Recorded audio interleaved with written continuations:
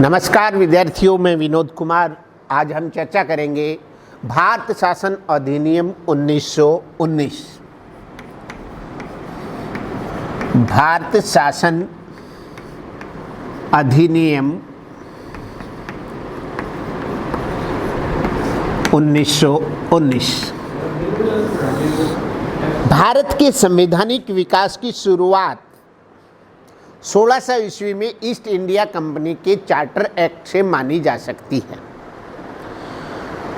उसके पश्चात 1773 का जो रेगुलेटिंग एक्ट था उसको सैद्धांतिक तौर पर इसकी शुरुआत मानी जाती है, किंतु एक बड़ा जो कॉर्नर स्टोन है रेगुलेटिंग एक्ट के बाद 1813, 33, 53, 61, 1892, 1909 के अधिनियम आते हैं, किंतु भारत शासन अधिनियम 1919 अति महत्वपूर्ण है।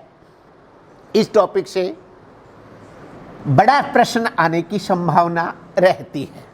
भारत शासन अधिनियम 1919 का आलोचनात्मक मूल्यांकन कीजिए इस पर। अब हम ये जाने कि ये ब्रिटिश सरकार द्वारा किया गया राजनीतिक सुधार किन परिस्थितियों में किया गया, ऐसी कौन सी परिस्थितियां पैदा हो गई कि ब्रिटिश सरकार को इतना बड़ा व्यापक सुधार करना पड़ा। तो देखिए, अब उन ऐतिहासिक पृष्ठभूमि को देखते हैं। इसमें आपको ध्यान है होम आंदोलन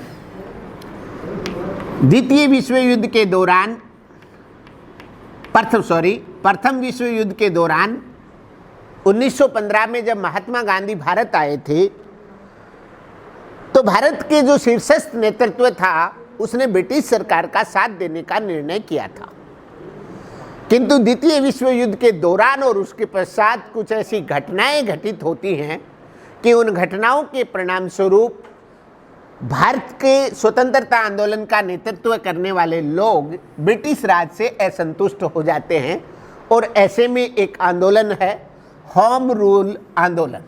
इस आंदोलन का नेतृत्व श्रीमती एनी बेसेंट और बाल गंगाधर तिलक ने किया। बाल गंगाधर तिलक ने किया। जैसा कि अपन ने पूर्व में जाना है कि जो राष्ट्रीय कांग्रेस का उदारवादी धड़ा था उसका उद्देश्य जो था वो था औपनिवेशिक स्वराज्य की स्थापना।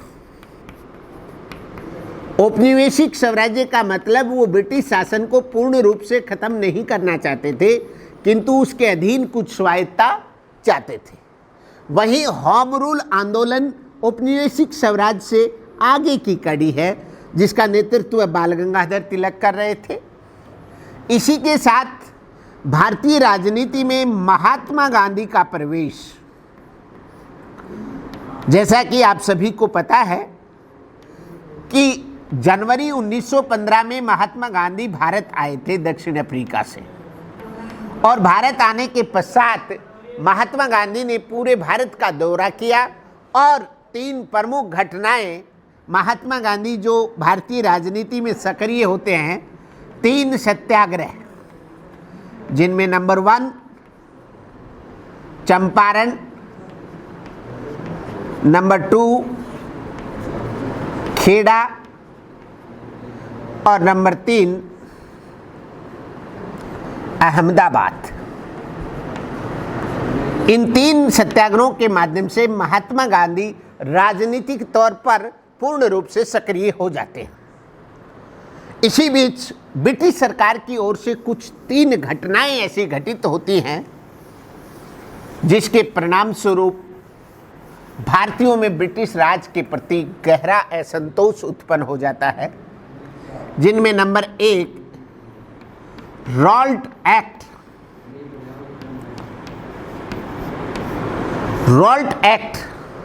1918। इस एक्ट के द्वारा भारतीय प्रेस पर प्रतिबंध लगाया गया और इस एक्ट को काला कानून कहा जाता है। क्या कहा जाता है? काला कानून। इसके साथ ही इस एक्ट के लिए प्रसिद्ध कथन है, न अपील, न वकील, न दलील। अर्थात ऐसा कानून बनाया गया जिसमें किसी भी व्यक्ति को बिना कोई कारण बताए कितने भी समय तक नज़रबंद किया जा सकता था। महात्मा गांधी ने इस कानून के विरोध में राष्ट्रव्यापी हड़ताल का आह्वान किया। यह हड़ताल 6 अप्रैल 1919 को आयोजित हुई। रोल्ट एक्ट के खिलाफ आयोजित होने वाली ये देश की प्रथम राष्ट्रव्यापी हड़ताल थी और इस हड़ताल का ब्रिटिश राज ने दमन चक्र के माध्यम से इसको खत्म करवाया। इस कानून के बाद ब्रिटिश राज को लगा कि भारत में कुछ राजनीतिक सुधारों की आवश्यकता है और ब्रिटिश राज ने एक घोषणा की 1918 में।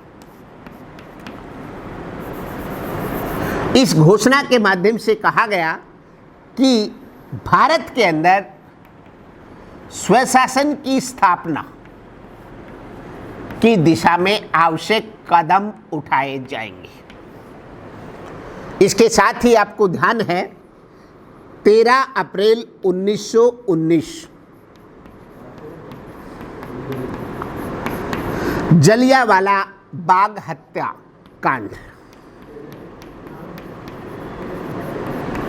जलियांवाला बाग हत्याकांड।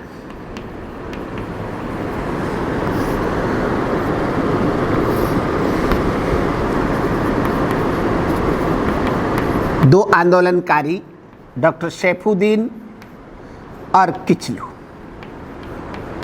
जिनको ब्रिटिश सरकार ने गिरफ्तार कर लिया था और इस गिरफ्तारी के विरोध में बैसाखी के दिन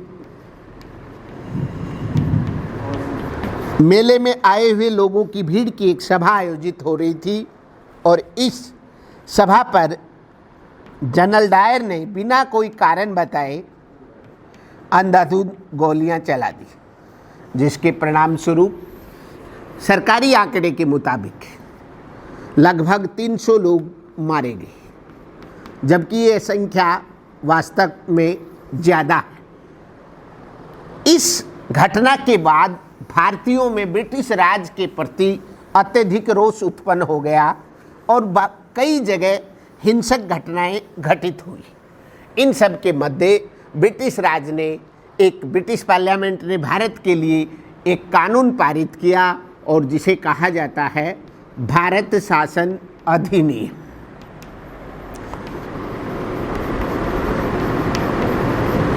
भारत शासन अधिनियम भारत के राजनीति के विकास के इतिहास में एक महत्वपूर्ण घटना मानी जाती है, क्योंकि इसके माध्यम से जो इससे पूर्व जो घोषणा हुई थी महारानी की, उसमें ये कहा गया था कि भारत में स्वशासन की स्थापना में